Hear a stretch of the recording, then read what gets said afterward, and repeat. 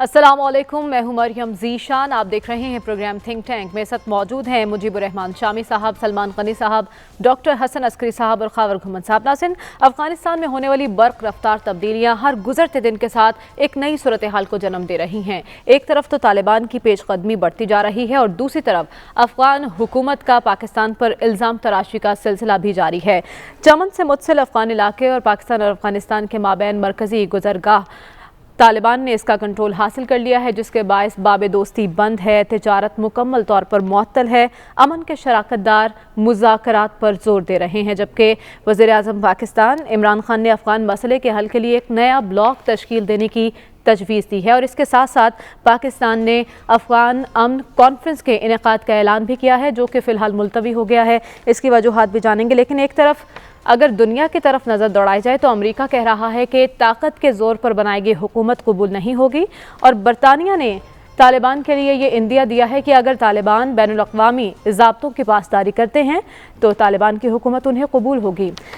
शामी साहब, सबसे पहले मैं आपके पास आऊँगी।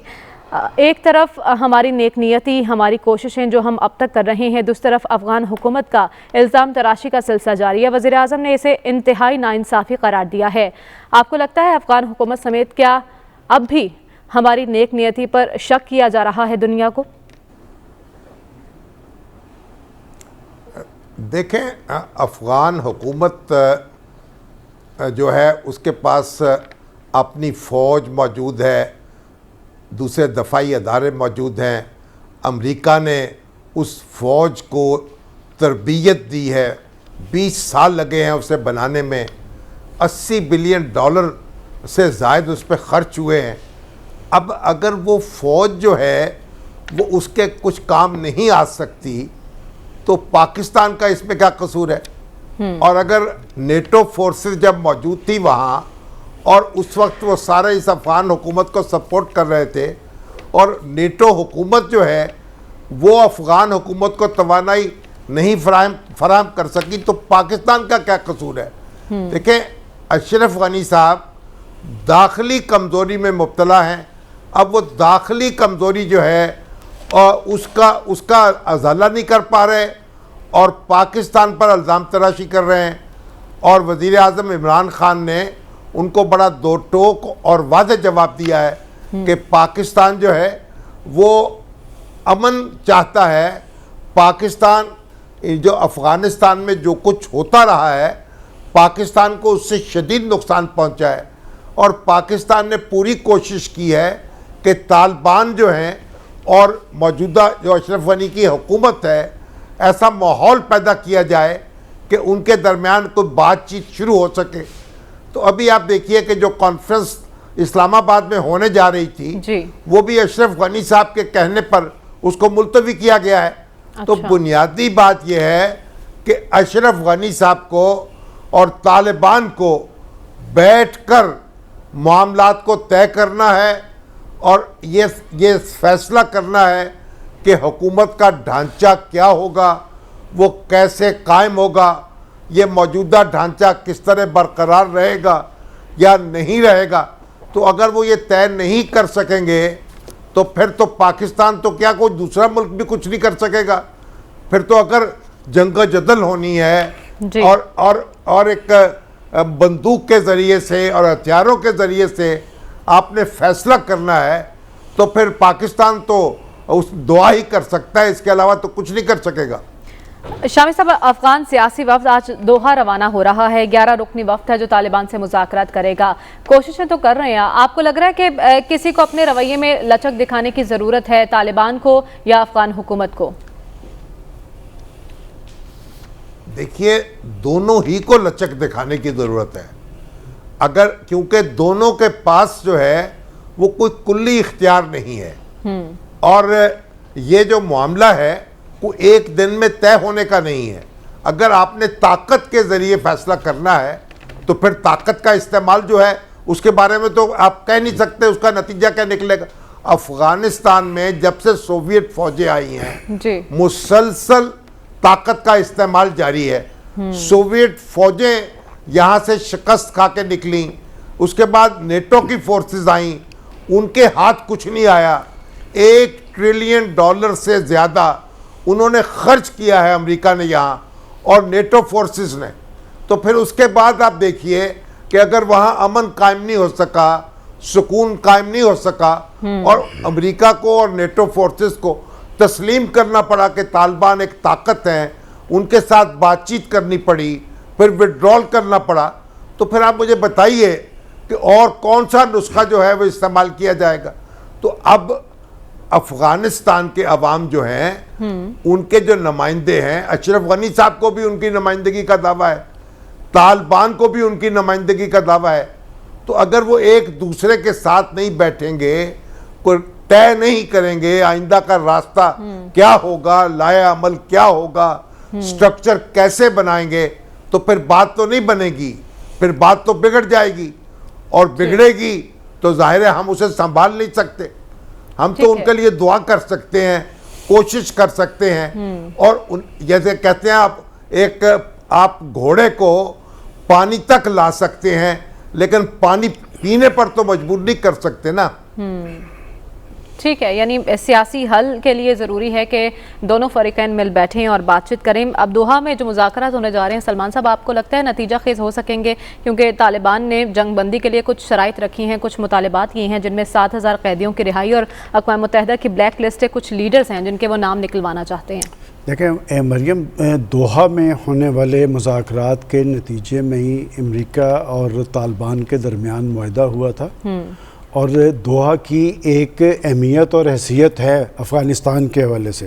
देखिए, एक बात अभी शामी साहब जो कर रहे थे कि वो दाखिली तौर पे कमज़ोरी का जिक्र अशरफ गनी साहब का, तो अशरफ गनी साहब की दाखिली कमज़ोरी के साथ मैं समझता हूँ कि वो एक नफसियाती कैफियत से भी दो चार हैं। अच्छा। इसलिए कि आप बैनुल-अक़वामी सतह पे देखें, ये और अब्दुल्ला कोई आज से 2 हफ्ते पहले ये अमेरिका भी गए थे जी, व्हाइट हाउस, और जाके इन्होंने इल्तिजा की थी कि हम थे जिनके सहारे वो रहे ना हमारे। उन्होंने भी ये कहा था कि मामला वहाँ पर ही तय होना है। उसके बाद बरतानिया का डिफेंस मिनिस्टर कहता है कि अगर तालिबान बरस इक़्तिदार आ गए तो हम उनसे मामलात करेंगे जी। मास्को ने यह मशवरा दे रहा है कि अशरफ गनी इंतज़ामिया को कि आप तालिबान से मुज़ाकरात करें। और देखें, ये वो तालिबान नहीं है जो पिछली सदी के तालिबान थे। अच्छा। वो तालिबान ना कोई जंगो जदल पे आमादा है, ना वो कत्लो गारत कर रहे हैं, अलबत्ता वो अपनी एक तयशुदा हिकमत अमली के मुताबिक पेशकदमी कर रहे हैं और वो तादाद में इस अफगान फोर्सेस से बहुत कम है। और वो जो अफगान फोर्सेस जिनका भी जिक्र किया गया, जिन पर अरबों डॉलर्स उन्होंने लगाए, देखें एक साइंस का असूल है कि जब चीज़ें उखड़ना शुरू हो जाएं वो उस वक्त तक उखड़ते ही चली जाती हैं जब तक अपने मंतकी अंजाम तक ना पहुँच जाए। तो बात यह कि अशरफ गनी इंतज़ामिया भी उखड़ रही है। अच्छा। और यही वजह है, देखिए आज जब अशरफ गनी ने इल्ज़ाम लगाया पाकिस्तान पर, ये इनका वतीरा है। देखिए, आप अफ़गानिस्तान की सियासी तारीख और पाकिस्तान से मामलात का अगर देखें, गहराई से जायज़ा लें, तो अफ़गानिस्तान की कोई हुकूमत भी पाकिस्तान के हक में नहीं रही। अच्छा। और आप ज़रा दोनों का मुआवजा करें कि इंडिया और पाकिस्तान का अफ़गानिस्तान के बारे में, कि पाकिस्तान इतना बड़ा नुकसान बर्दाश्त करने के बावजूद अमन की बात करता रहा और 20 साल से वो अमेरिका को कहता रहा कि इस मसले का सियासी हल निकाल लें। और बात यह कि अमेरिका ने भी पत्थर चाटने थे, शिकस्त फाश खाई है उनसे और फिर चला गया है। बरतानिया ने भी खाई, रशिया ने भी खाई और उन्होंने भी खाई, बिल आखिर मामला फिर अफगानों के पास आ गया। और ये बात अच्छी है। देखें, पाकिस्तान ने एक मौक़िफ़ पहले दिन से लिया हुआ है, यहाँ तक कि प्राइम मिनिस्टर ने कहा कि अगर कोई ताकत की बुनियाद पर काबुल पे हुक्मरान बनेगा तो हम उसे तस्लीम नहीं करेंगे। जी। और ये जो कॉन्फ्रेंस हो रही थी, ये क्यों हो रही थी? ये अफगान लीडरशिप को बुलाया जा रहा था और इसमें तालिबान शामिल नहीं थे। ये पाकिस्तान उनसे बैठ के उनकी तजावीज़ और आरा लेना चाह रहा था, इसलिए कि हमारे वो हमसाये हैं, अगर अफगानिस्तान के अंदर कोई खाना जंगी होती है या वहाँ पर अनारकी पैदा होती है, भुगतनी तो हमें पड़ती है। और इंडिया का वहाँ पर रोल क्या था, आप जरा देख लें। जब से वो जो मैं तो हैरान था कि 3 दिन पहले उनका तर्जुमान कह रहा है कि अगर हमारे तालिबान से मुज़ाकरात नाकाम हुए तो हम इंडिया से मदद तलब करेंगे। मेरे ख्याल तालिबान उनके मुंतज़िर हैं। असलहा तो आ गया इंडिया से। नहीं, वो असला बैंक है, तालिबान उनके मुंतज़िर हैं कि उनका वो जो आका 7 समुंदर पार बैठा है उनसे वो इबरत लें। बात है कि जो बात कही गई है, जो पाकिस्तान का मौक़िफ़ है 100% दुरुस्त है कि आप बैठ के मसले का कोई सियासी हल निकालने की कोशिश करें, और ये नहीं कि पाकिस्तान बैठ के मशवरे दे रहा है, पाकिस्तान उसके लिए तगदो कर रहा है। और दूसरी तरफ इंडिया क्या कर रहा है, आप पूरी इस खिते की फोर्सेस देख लें कि रशिया है, चीन है, ईरान है, पाकिस्तान है, तुर्की है, और ये जो जहां पर प्राइम मिनिस्टर साहब गए, ये सारी सेंट्रल एशियन स्टेट्स हैं, वो सारे बैठ के कहते हैं जी कि अफगानिस्तान के मसले का हल यही है कि जी वहां से कंसेंसस गवर्नमेंट बने। और इंडिया वहां पर जो हरकत कर रहा है, देखिए बात है कि इंडिया ने उस सरजमीन को इस्तेमाल किया है किस लिए, सिर्फ पाकिस्तान के खिलाफ नहीं, सारे हमसाया ममालिक के खिलाफ दहशतगर्दी, तकरीबकारी। और अब जो सूरत बनी है वो इस खिते में आइसोलेट हो रहा है कि वो तो बड़ी ताकत बनना चाहता था, वो इलाके का चौधरी बनना चाहता था। पाकिस्तान ने अपनी स्ट्रेटजी की वजह से पहले अमेरिका को निकलने में मदद दी है, और ये पाकिस्तान की इलाकाई अहमियत और हैसियत बढ़ रही है। और मैं समझता हूं कि जो पॉजिटिव तर्ज अमल होता है ना, वो हमेशा नतीजा खेज होता है। पाकिस्तान ने सहूलतकार का रोल अदा किया अमेरिका और तालिबान के दरमियान, और एक ये भी असर दिया जा रहा है उधर से कि जी वो तालिबान पे आप रोज गाली गलोच करते हैं पाकिस्तान के खिलाफ। अशरफ गनी साहब उनका कौमी सलामती का मशीर, और मदद भी आप पाकिस्तान से मांग रहे हैं कि वो अमेरिका को भी मदद दी कि जी आपको निकलने का रास्ता।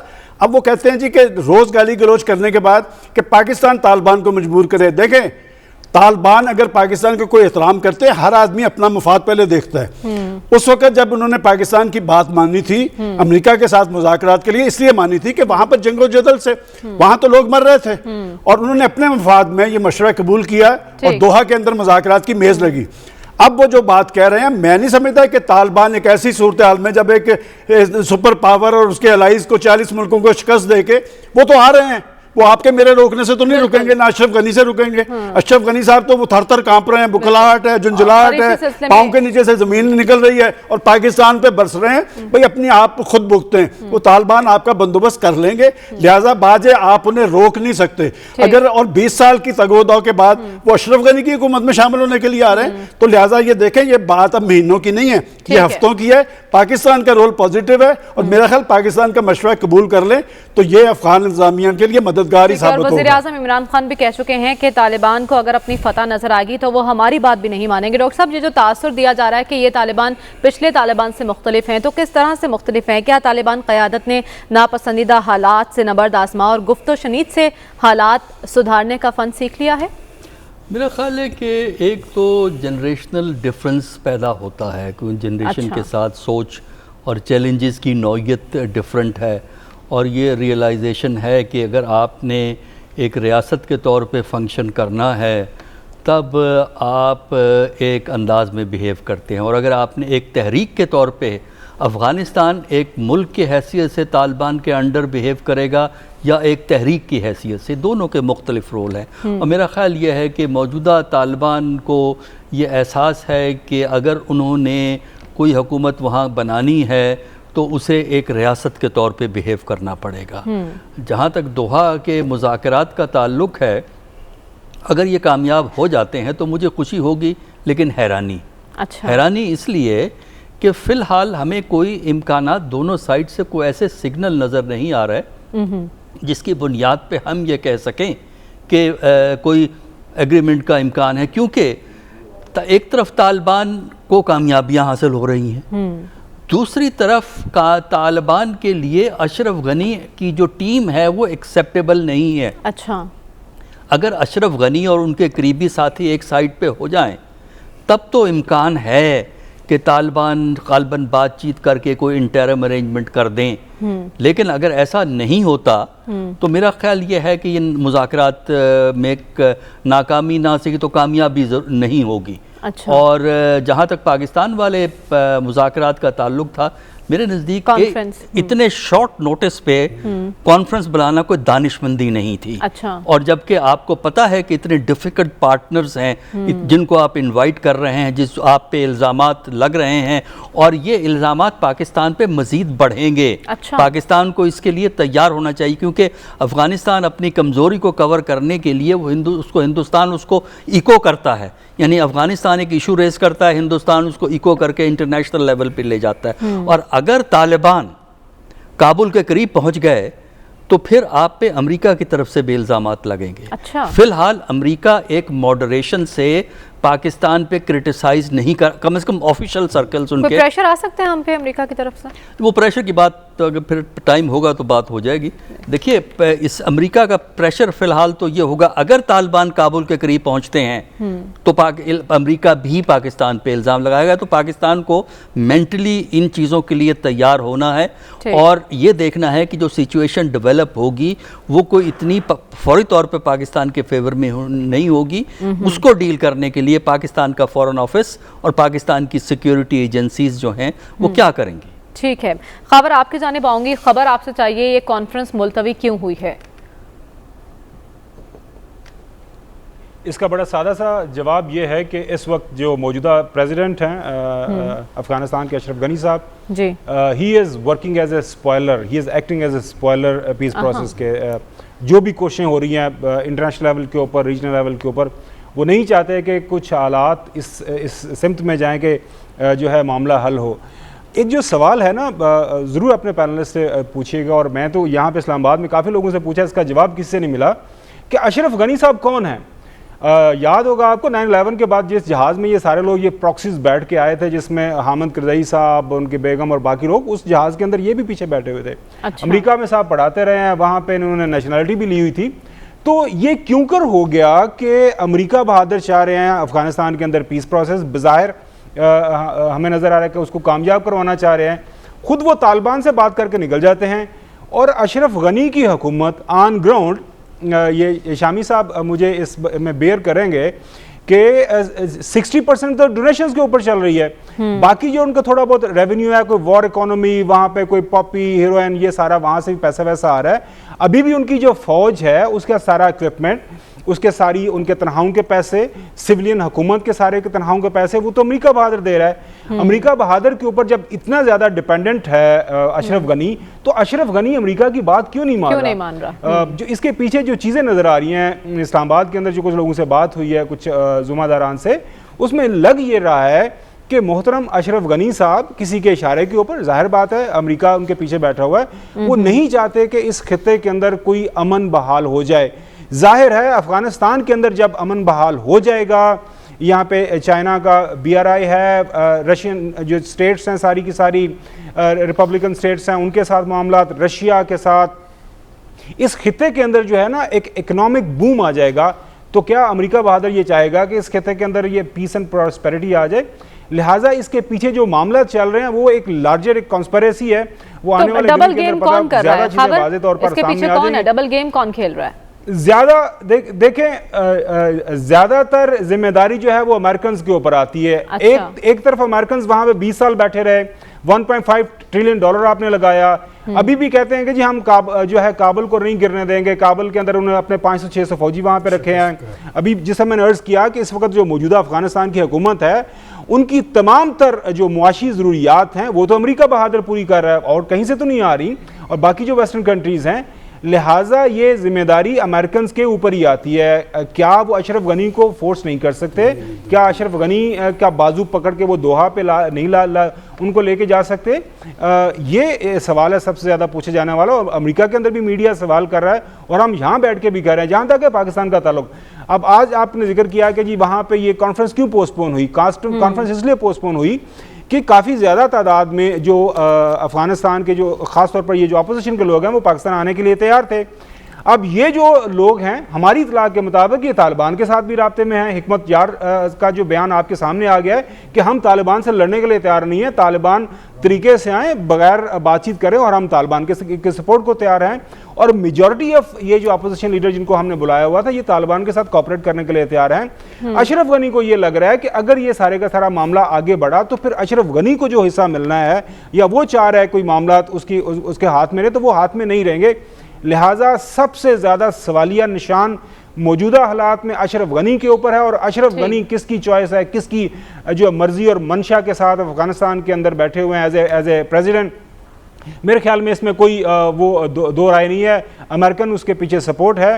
अब होना ये है कि आने वाले दिनों के अंदर आप देखिएगा ये जो आज प्राइम मिनिस्टर इमरान खान ने भी एक प्रपोजल दिया है कि जो रशियन जो ख़ास तौर पर इस खित्ते के अंदर जो लोग हम मौजूद हैं, रशिया है, चाइना है, ईरान है, बाकी जो सेंट्रल एशियन रिपब्लिक स्टेट्स हैं, उनको साथ मिल बैठ के देखना पड़ेगा कि अफ़गानिस्तान के अंदर आपने किस तरह जो है वहाँ पे अमन बहाल करना है। पाकिस्तान मेरे ख्याल में अपने तई बड़ी अच्छी कोशिश कर रहे हैं, हमने बॉर्डर फेंसिंग कर लिया है, हमारी कोशिश यह है कि अफ़गानिस्तान के अंदर खाना जंगी ना हो। तमाम जो सारी पार्टीज़ हैं अफ़गानिस्तान के अंदर मौजूद, सबसे हम बातचीत करने की कोशिश कर रहे हैं। हमारे ऊपर माजी के अंदर ये इल्ज़ाम लगाया जाता था कि हम सिर्फ तालिबान से बात कर रहे हैं, हम इस वक्त तमाम लोगों से बात कर रहे हैं। हमारे सारे पाकिस्तान तो अपनी कोशिश जारी रखे हुए हैं, जहां खित्ते के दीगर ममालिक सवाल उठा रहे हैं, वहीं अफगान अवाम भी सवाल कर रहे हैं कि उनके मुस्तकबिल का जामिन कौन होगा और अफगानिस्तान में अमन का जामिन कौन है। इसके साथ साथ पाकिस्तानी अवाम भी सवाल कर रही है कि अवाम को रिलीफ देने वाले ये क्या कर रहे हैं। पेट्रोल की कीमत कहां पहुंच चुकी है जिससे महंगाई का तूफान आएगा। ईद कुर्बान है, अवाम परेशान है। इसी पर बात होगी इस ब्रेक के बाद। Stay with us.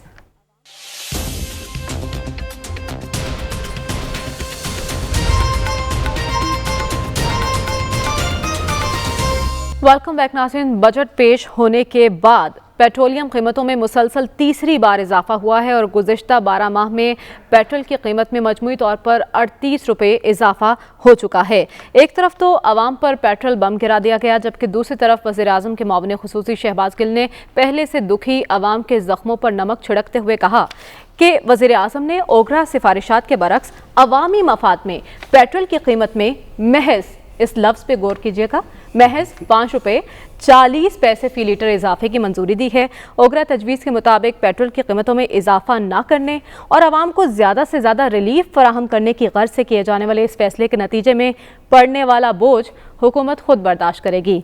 शामी साहब, जैसा शहबाज गिल साहब ने ये खबर दी, उससे तो ऐसा लग रहा है कि ये महंगाई का तूफान नहीं, ठंडी हवा का झोंका है। आवाम पर इसका बराह रास्त असर हो रहा है और अशिया ज़रूरिया की कीमतें भी महंगी हो गई हैं। कहाँ जाए आवाम, किसको सुनाए अपना हाल?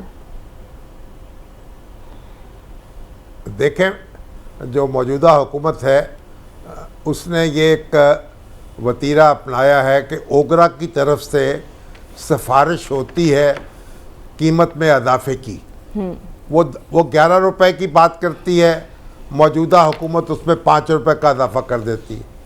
वो 10 रुपए की बात करती है, ये इसमें 4 रुपए का इजाफा करती है। और इस तरह से लोगों को ये तासुर दिया जाता है कि बहुत रिलीफ दे दिया है वज़ीर आज़म ने और ओगरा की मर्ज़ी नहीं की गई। यानी मेरा ख्याल ओगरा जो है उसको ये पट्टी पढ़ाई गई है कि वो जब कीमत में इजाफा करे तो इजाफा ज़्यादा तजवीज़ करे ताकि फिर हुकूमत कम मंजूरी दे, और इस तरह से एक नफसियाती तौर पर हुकूमत को एक सहारा मिल जाए कि उसने वो इजाफा नहीं किया जिसका मुतालबा ओगरा ने किया था। तो ये एक लोगों को एक बेवकूफ़ बनाने का मामला है। देखें, सीधी बात यह है कि तेल तो हम पैदा नहीं करते, हम दुनिया से इंपोर्ट करते हैं, उसकी प्राइसेस पर हमारा कंट्रोल नहीं है। तो अगर बैनुल अक़वामी मार्केट में कीमत बढ़ेगी तो पाकिस्तान में भी कीमत बढ़ेगी। एक तरफ तो बात यह है, और दूसरी तरफ बात यह है कि जो पेट्रोल है उस पर जो टैक्स लगाया जाता है वो हुकूमत की आमदन का एक ज़रिया है। तो जब हुकूमत महसूलात जो हैं अपने वो हद उनकी पूरी नहीं कर पाती, उनका हदफ पूरा नहीं कर पाती, तो वो पेट्रोल के ऊपर टैक्स जो कीमत बढ़ा देती है ताकि लोगों की जेबें खाली की जा सकें और ये जो इनडायरेक्ट टैक्स वसूल किया जाता है उस तरीक़े से ये अपना ख़जाना भरा जा सके। तो ये तमाशा जो है पाकिस्तान में मुसलसल जारी है। गुज़श्ता हुकूमत में जब इजाफा होता था तो वज़ीर-ए-आज़म इमरान खान और असद उमर और उनके दूसरे साथी बड़ा हंगामा करते थे, कौमी असम्बली में एहतजाज होता था, कौमी असम्बली के बाहर एहतजाज होता था, उनकी तकरीरें आप सुन लें, रिकॉर्ड और सारी रिकॉर्डेड मौजूद हैं। आज वही बातें वो कर रहे हैं जो उस वक्त की हुकूमत करती थी जी। और आज कोई पुरसाने हाल नहीं है। जब पेट्रोल की कीमतें बढ़ती हैं तो हर चीज़ की कीमतें बढ़ जाती हैं और इस तरह गिरानी और महंगाई में इजाफा हो रहा है, लेकिन आपको कोई चारा नहीं है इसके सिवा कि आप इसका बोझ बर्दाश्त करें और कोई इसका दूसरा हल हमारे पास है नहीं। ठीक है, लेकिन एक तरफ सलमान से जब हम वज़ीर आज़म इमरान खान साहब की तकरीरें सुनते हैं तो ऐसा लगता है कि सब अच्छा है, मईशत ट्रैक पर आ गई, लेकिन जब उनके फैसले देखते हैं तो वो बिल्कुल बरक्स होते हैं। गुफ्तार के गाजी कुछ और कह रहे होते हैं, फैसले कुछ और कर रहे होते हैं। जब बजट आया था तो मुझे याद है प्राइम मिनिस्टर साहब की स्पीचेस के, ये मैं आज नोट कर रहा था कि उन्होंने कहा था कि मुश्किल वक्त गुजर गया है, अवाम पर महंगाई का बोझ कम किया जाएगा और गरीब अवाम की रिलीफ हमारी जिम्मेदारी है। अभी शामी साहब जिन उनके बयानात का हवाला दे रहे थे, देखिए मैं ये बात बड़े दुखे दिल के साथ कह रहा हूँ कि यही प्राइम मिनिस्टर थे जो कहा करते थे कि जब पेट्रोलियम और बिजली की कीमतों और अशियाई ज़रूरियात की कीमतों में इजाफा हो तो आप समझ लें कि हुक्मरान चोर हैं। तो बात यह कि आप एक तरफ ये कहते हैं कि जी हमें गरीब का बड़ा दुख है, दूसरी तरफ आप जब कीमतों में इजाफा करते हैं तो आपकी हमदर्दी भी अवाम के ज़ख्मों पे नमक छिड़कने के मुतरादिफ होती है कि हम अगर अर्ज़ करेंगे तो शिकायत होगी। आप ही अपनी शिकायत पे ज़रा गौर करें। बात है कि ये जो बात की जा रही है कि आलमी मार्केट में जब पेट्रोलियम की कीमतें $113 थी तो उस वक्त ये $114 पे पेट्रोल आया था। इस वक्त जो बड़ा ये $74 है। तो बात ये कि आप अपने रेवेन्यू पूरा नहीं करते। और ये देखें, मैं हमेशा ये बात करता रहा हूँ, ये मामलात कोई यहाँ नहीं हो रहे हैं, ये मामलात IMF से तय हैं। और हमारे जो मौजूदा वज़ीर ख़जाना जो अपनी वजारत का हलफ उठाने से पहले कह रहे थे कि जी मईशत का बेड़ा गर्क कर दिया है IMF से, जो ये सारा वही सिस्टम चल रहा है। अच्छा। कि बात है कि ये इनके कहने पे नहीं, डिक्टेशन आती है वहाँ से बिजली पे, पेट्रोलियम पे। और पिछले दिनों एक वज़ीर कह रहे थे कि ये जो आटा, चीनी, दालें, घी, ये तो हमारे कंट्रोल में नहीं है। चले मान लिया जी वो आपके कंट्रोल में नहीं है, लेकिन बिजली, गैस और पेट्रोलियम आपके कंट्रोल में है। ये जिम्मेदारी आपको लेनी पड़ेगी। बात है कि जब पेट्रोलियम और बिजली की कीमतों में इजाफा होता है तो फौरी तौर पे ये अशियाई ज़रूरियात और खुदोनोश की कीमतों में इजाफा लामाला हो जाता है। और कोई इनका देखें, बात है कि इनके कंट्रोल में तो आपके कुछ भी नहीं नजर आ रहा। वो तो चीनी का हमने एक बड़ा कमीशन बनाया था, आज यूटिलिटी कॉरपोरेशन ऑफ पाकिस्तान, जहां से आपने गरीबों को और बेबगान को और उनको रिलीफ देनी थी, जरा उसके रेट्स उठा के देख लें कि जी आटे के 150 रुपए इजाफा कर दिया है, चीनी की कीमतें 85 पे चली गई हैं, और इसी तरह बाकी सारी उठा के देख लें। ये एक इलेक्टेड गवर्नमेंट है और उस शख्स की गवर्नमेंट है जिसको आवाम का बहुत ज्यादा दर्द था, जो माजी के अंदर ये कहते नजर आते थे कि हुक्मरान जब चोर होते हैं तो लोगों के मफादात पे कदगन लगती है, लोग सुख और चैन की नींद नहीं सो सकते। मैं समझता हूँ कि आज से 1 माह पहले जब हम बैठ के तारीफ कर रहे थे कि जी बजट आया, बजट में वहां पे कोई बोझ नहीं डाला गया, तो जनाब ये 3 हफ्तों में जो बोझ नहीं डाला, उन्होंने 3 हफ्तों का बोझ डाल दिया है। और वो जो आपने कहा ना ₹5.40, नहीं 5.40 नहीं, 30 दिन के अंदर 15 जून, 1 जुलाई और आज 15, ये ₹9.53 का इजाफा, 1 माह के अंदर ₹9.53 का इजाफा हुआ है।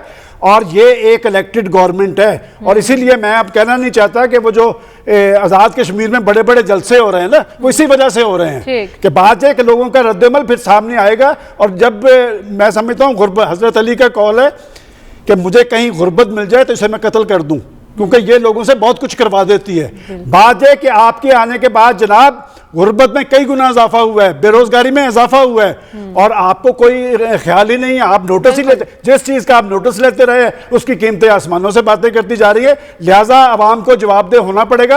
और ये जो लोग आज बेचारे रोटी दाल के चक्कर में पड़े हुए हैं ना, जिनके चूल्हे ठंडे हुए हैं, ये जिस दिन फिर बाहर निकलेंगे फिर ये लोग अपने इलाकों में नहीं जा सकेंगे। बिल्कुल। और सवाल यही उठा रहे हैं कि आवाम के लिए दर्द दिल रखने वाले आखिर आवाम के हक में फैसला क्यों नहीं कर पाते। इसी पर बात करेंगे, लेकिन इस ब्रेक के बाद स्टे विद अस।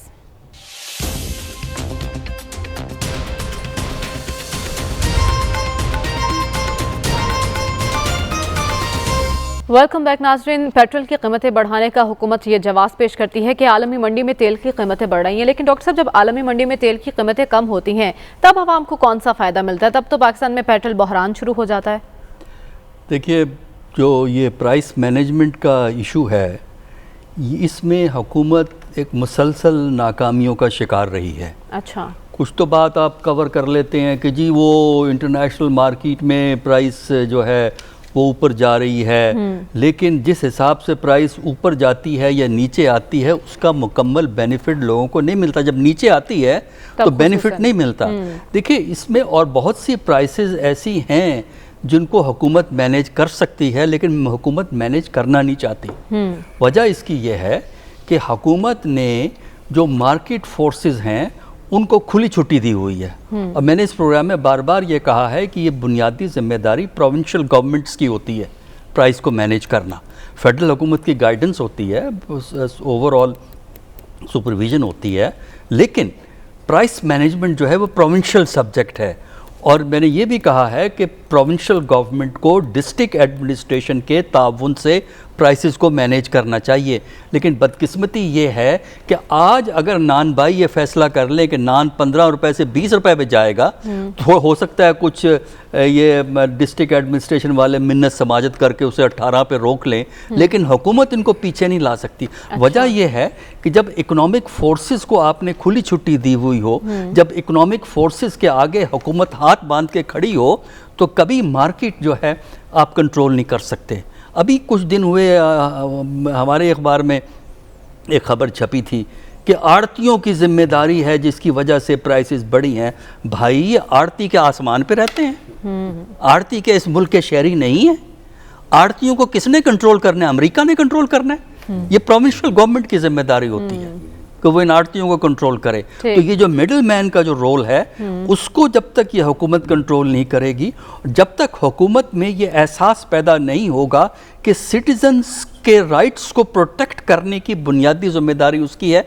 और मेरी एक और ये सोच है कि आइंदा इलेक्शन में जो चीज़ इस हुकूमत के सख्त खिलाफ जाएगी वो ये पॉइंट होगा, महंगाई। जो इसको मेरा ख्याल है हुकूमत को सोचना चाहिए, एक शॉर्ट टर्म पर्सपेक्टिव के हिसाब से भी और एक लॉन्ग टर्म पर्सपेक्टिव के हिसाब से भी, कि अगर प्राइसेस ये मैनेज नहीं कर सकते तो इनका मुस्तकबिल, सियासी मुस्तकबिल मशकूक हो जाएगा। ठीक है। और वज़ीर आज़म इस बारे में पहले कह चुके थे कि बुरे दिन गुजर चुके हैं, अब सबसे बड़ा चैलेंज महंगाई है। तो खबर इस चैलेंज के खिलाफ क्या इकदाम किए जा रहे हैं? क्या पेट्रोल की कीमतें बढ़ाकर महंगाई कम की जा सकती है? देखें, चाहे पीपल्स पार्टी की हुकूमत हो, नून लीग की हुकूमत हो, या मौजूदा तरीके इंसाफ की हुकूमत हो, कोई भी इलेक्टेड हुकूमत हो, या इसके अलावा जो हमारे डिक्टेटर्स की भी हुकूमत होती है, जब प्राइसेस बढ़ती हैं, ख़ास तौर पर तेल की प्राइसेस, बिजली की प्राइसेस, गैस की प्राइसेस, वो बहालत मजबूरी आपको बढ़ाना पड़ती हैं। अच्छा। अब इसकी एक्सप्लेनेशन ये है कि आपकी एक रियासत है, रियासत के अखराजात हैं, आपकी ईस्टर्न वेस्टर्न बॉर्डर्स के ऊपर जो हालात हैं, मुल्क के अंदर आपको जिस तरह के सिक्योरिटी के मसाइल हैं, उसके आपको खर्चे करने पड़ते हैं। अब आप दुनिया का वो वाहिद मुल्क हैं कि जहाँ पे लोग टैक्स देने के लिए तैयार ही नहीं है। हम दुनिया का सबसे जो अगर पॉपुलेशन वाइज सबसे कम टैक्स देने वाले हम लोग हैं। तो जो आप अखराजात पूरे करने हैं उसके लिए फिर हुकूमत के पास, किसी भी हुकूमत के पास इसके अलावा कोई तरीकाकार नहीं है। और बिल्कुल सही बात है कि जब आप इस तरह की इनडायरेक्ट टैक्सेशन बढ़ाएंगे तो उसका एक इन्फ्लेशनरी इम्पैक्ट आएगा। इन्फ्लेशनरी इम्पैक्ट आएगा तो आपकी कीमतें बढ़ेंगी तो जो अवाम के अंदर उस मौजूदा हुकूमत के लिए नाराज़गी का एक अंसर बढ़ेगा और उस नाराज़गी का अंसर किसी ना किसी शक्ल के अंदर सामने नज़र आएगा। अलबत्ता जो सलमान गनी साहब को वहाँ पे बड़े बड़े जलसे नज़र आ रहे हैं, वो 25 मेरे ख्याल में दूर नहीं है, वो पता चल जाएगा कि वो किसके बड़े जलसे हैं या किसके छोटे जलसे हैं। वो हबीब अकरम साहब करके आए हैं वहाँ से कोई सर्वे, वो हमें पता चल जाएगा। अलबत्ता coming back to the petroleum prices, वो किसी से भी आप बात कर लें, मौजूदा हालात जो है इंटरनेशनल प्राइसेस आपकी बढ़ रही हैं और ओवरऑल जो असल वजह क्या है? आलमी मंडी में तेल की कीमतें बढ़ना या हुकूमती महसूलात? वजन डालें, आवाम के साथ वजन डालें थोड़ा सा। हुकूमती महसूलात की वजह से कीमतें बढ़ाई गई हैं, आलमी मंडी की वजह से। सलमान साहब, मेरा ताल्लुक भी अवाम के साथ ही है। मैं कोई किसी को वायसराय के खानदान, आप हुकूमती अखराजात की बात कर रहे हैं, मैं इसलिए कह रहा हूँ कि हुकूमती अखराजात पूरी करने और रेवेन्यू लेने, पकड़े इनको, बड़े बंगलों वालों को, बड़ी गाड़ियों वालों को। सर मैं वही अर्ज कर रहा हूँ कि टैक्स बढ़ाने के लिए आपको आपका जो टैक्स नेट है उसको बढ़ाना पड़ेगा। टैक्स नेट जब आपका बढ़ेगा तो फिर सर्टनली आपको ये जो पेट्रोल प्राइसेस हैं, अगर इंटरनेशनल लेवल के ऊपर बढ़ती भी हैं या बाकी जो आपने चीज़ें मंगानी होती हैं बाहर से, तो उस पर हुकूमत सब्सिडी दे सकती है। गैस पे, बिजली के ऊपर, पेट्रोल के ऊपर और बाकी जो अशियाए ज़रूरियात की हैं उसके ऊपर आप सब्सिडी देते हैं। लेकिन जो मौजूदा हालात में हमें नज़र आ रहा है कि आप उस लेवल का जो टैक्स नेट बेस आपने बढ़ाना था, 3 साल हो गए, हुकूमत नहीं टैक्स नेट उसको बढ़ा आपको कोई हिकमत अमली नजर आ रही है टैक्स नेट बढ़ाने के लिए? आप उन लोगों की जेब पर भी बोझ डाल रहे हैं जो टैक्स देते हैं। कोई तफरीक नहीं की गई इस किस्म के लोगों के लिए कि ये टैक्स देते हैं इन पर बोझ डालना है, इन पर नहीं डालना? जी, हमारे जो नए वज़ीरे जो हैं फाइनेंस के आए हैं वो ये कह रहे हैं कि हम इसको IT बेस्ड चीज़ें इस्तेमाल करके हम लोगों की जेब से पैसा निकलवाने की कोशिश कर रहे हैं। लेकिन कम से कम मैं पिछले 20-22 साल से इस्लामाबाद के अंदर मौजूद हूँ। हर हुकूमत आई है, दावे ज़रूर किए हैं, लेकिन या लोग टैक्स देना नहीं चाहते या हुकूमतें टैक्स ले नहीं पा रही। टैक्स आपकी जो रेशो है वो बढ़ नहीं पा रही।